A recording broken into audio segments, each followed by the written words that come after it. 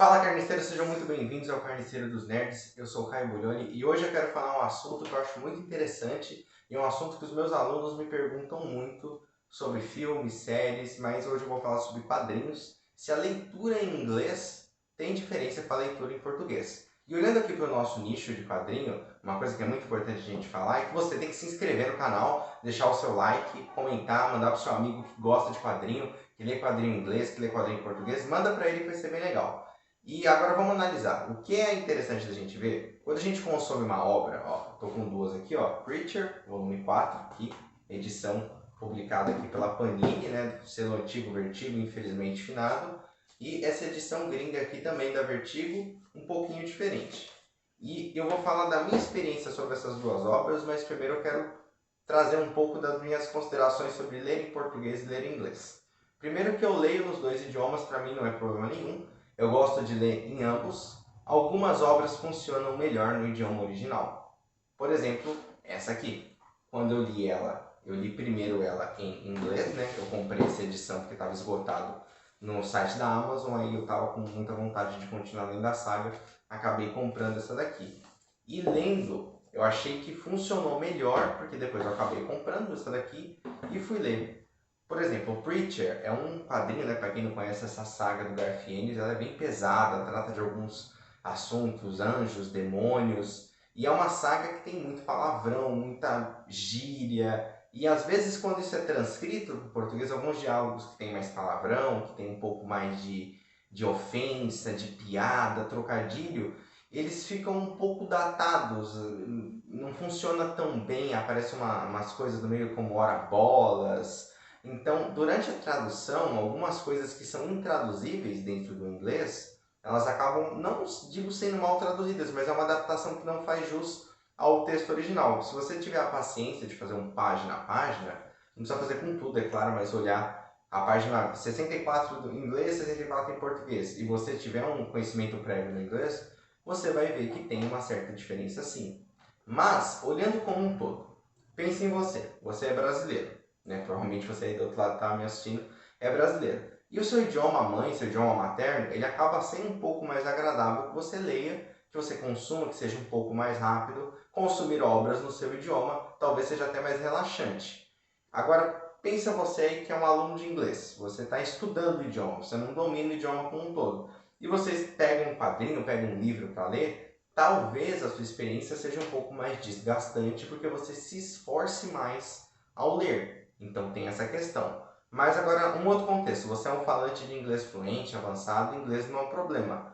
Talvez também não funcione tão bem, porque algumas palavras, alguns termos sempre tem que você não conhece. Lógico que na obra em português também, mas pelo inglês ser a sua segunda língua, a probabilidade de você ter que parar e ali no Google, no dicionário, pesquisar o que aquele termo é para poder fazer sentido naquele momento é maior. Então, o que pode acontecer? A leitura em outro idioma, quando você não domina 100%, ela pode ser um pouco incômoda. Mas a leitura, quando você já domina o idioma, ela chega num ponto que é a mesma coisa.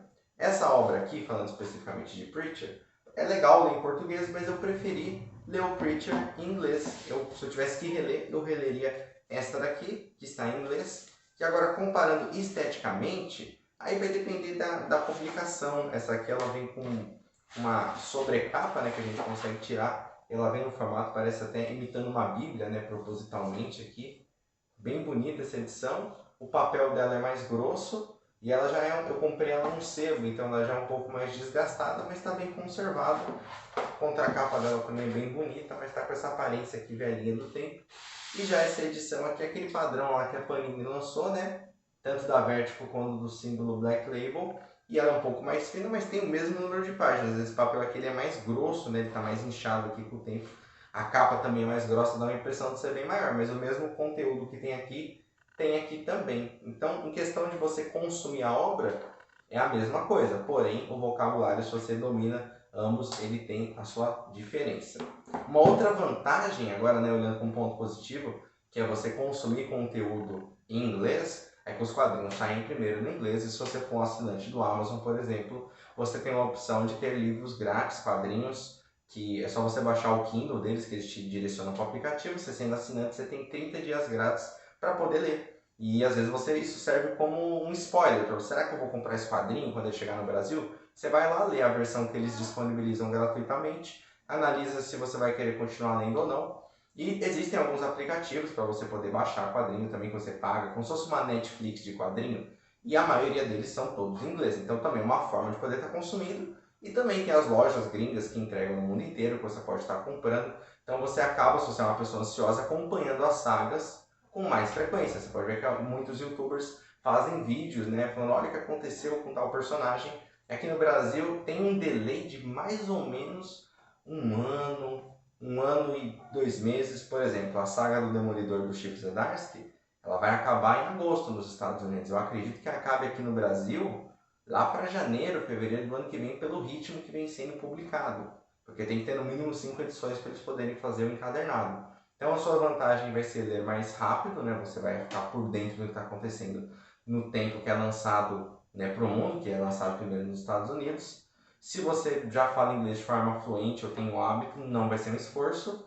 E o contra será que não é sua língua materna e a probabilidade de você encontrar palavras e ter que pesquisar alguma coisa e sua leitura demorar mais também é um ponto negativo, mas também é uma ótima forma de estudo. Os quadrinhos, as HQs, ajudam a gente a poder aprender um novo idioma pelo fato de terem associação. Ajuda até mais do que um livro, porque você tem a imagem e tem o contexto.